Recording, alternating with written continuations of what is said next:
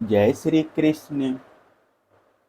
श्री सुखदेव जी कहते हैं, परीक्षित, जैसे वायु बादलों से सूर्य को और धुएं से आग को ढक लेती है, किंतु वास्तव में वे ढकते नहीं, उनका प्रकाश फिर फैलता ही है। वैसे ही मगधराज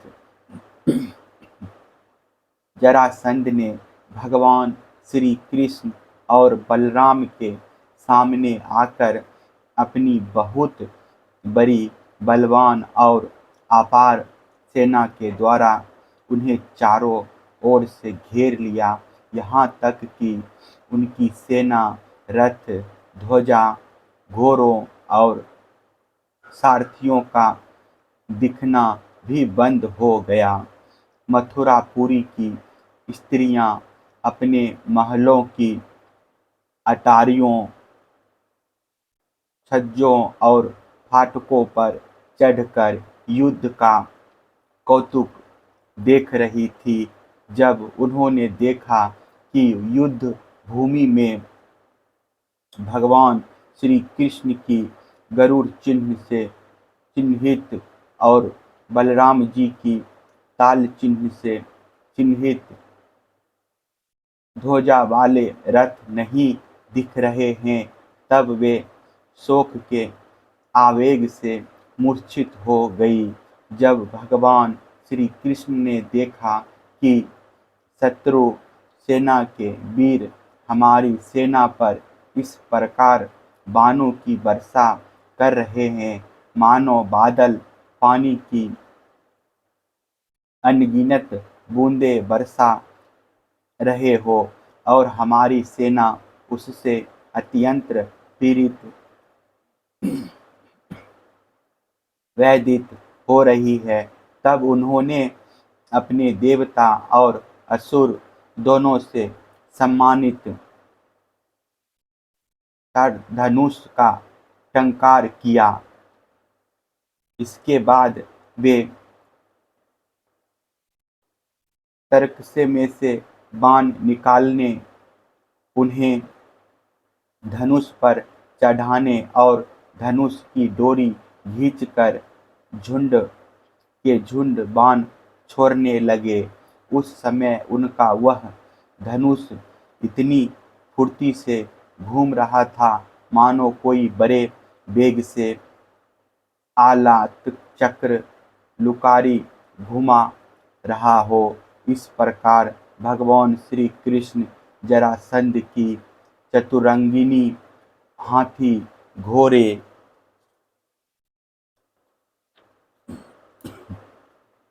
रथ और पैदल सेना का संहार करने लगे। इससे बहुत से हाथियों के सिर फट गए और वे मर मरकर गिरने लगे। बाणों की बौछार से अनेकों घोड़ों के सिर धड़ से अलग हो गए।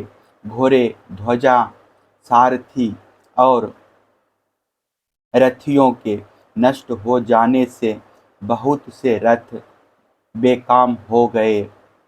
पैदल सेना की बाहें, जांघ और सिर आदि अंग प्रत्यंग कट कट कर गिर पड़े।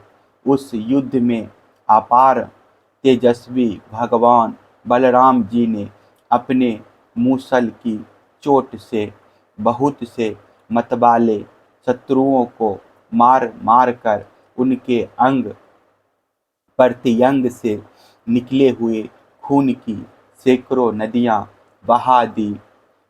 कहीं मनुष्य कट रहे हैं तो कहीं हाथी और घोड़े छटपटा रहे हैं।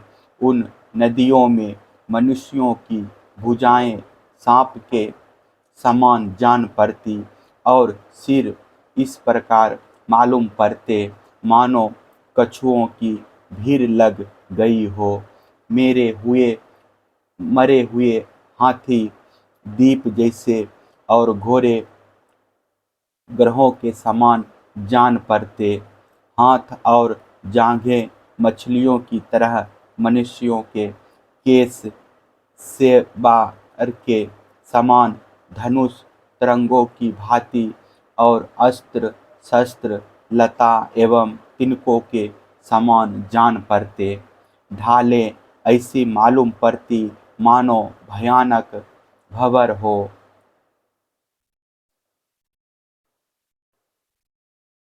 बहुमूल्य मणियाँ और आभूषण पत्थर के रोरों तथा कंकरों के समान बहे जा रहे थे।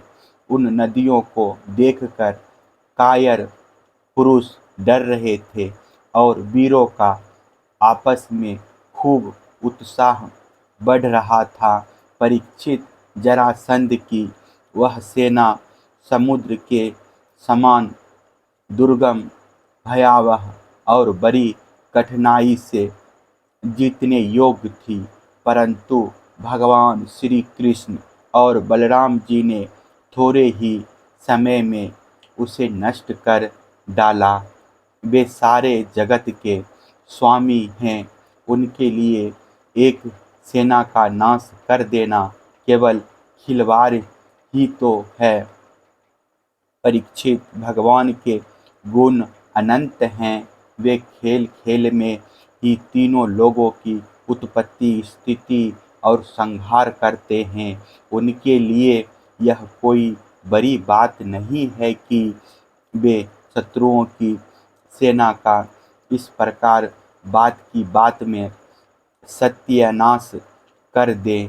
तथापि जब वे मनुष्य का सा भेष धारण करके मनुष्य की सी लीला करते हैं, तब उसका भी वर्णन किया ही जाता है। इस प्रकार जरासंध की सारी सेना मारी गई, रथ भी टूट गया, शरीर में केवल प्राण बाकी रहे। तब भगवान श्री बलराम जी ने जैसे एक सिंह दूसरे सिंह को पकड़ लेता है, वैसे ही बलपूर्वक महाबली जरासंध को पकड़ लिया। जरासंध ने पहले बहुत से विपक्षी नरपतियों का वध किया था, परंतु आज उसे बलराम जी वरुण की फांसी और मनुष्यों के फंदे से बांध रहे थे। भगवान श्री कृष्ण ने यह सोचकर कि यह छोड़ दिया जाएगा तो और भी सेना इकट्ठी करके लाएगा तथा हम सहज ही पृथ्वी का भार उतार सकेंगे। बलराम जी को रोक दिया।